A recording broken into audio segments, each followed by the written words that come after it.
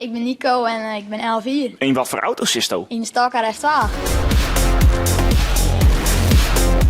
Is dat wel makkelijk voor jonkies van half hier? Zeker. Ja. En is dat wel aardig of hoe zit dat? Ik vind zelf van mooi, ja. Ja, gage aan en winnen. Ja, dat kan wel in dwanggas, Jan. Ja, dat kan wel even. Ja.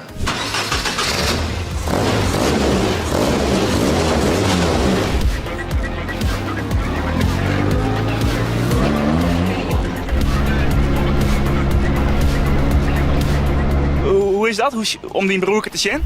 Ja, hartstikke mooi natuurlijk. Ik zit nu natuurlijk in de seniorenklasse en hij in de junioren, daar krijg ik uit ben. Nou, ik vind het hartstikke mooi om te zien.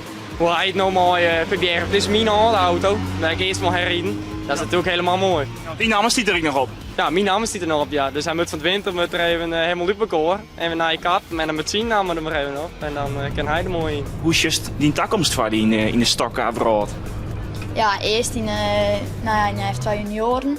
En als ik dan net meer in maar dan in de F2 senioren bij het Bram of in Wien, in de Grutten. Verveelt dit geluid nou nooit? Nee, het verveelt nooit. Het is altijd wel leuk. Ja? En nou ja, heel leuk. En het is een auto en het gevoel en de zenuw en het is gewoon heel mooi.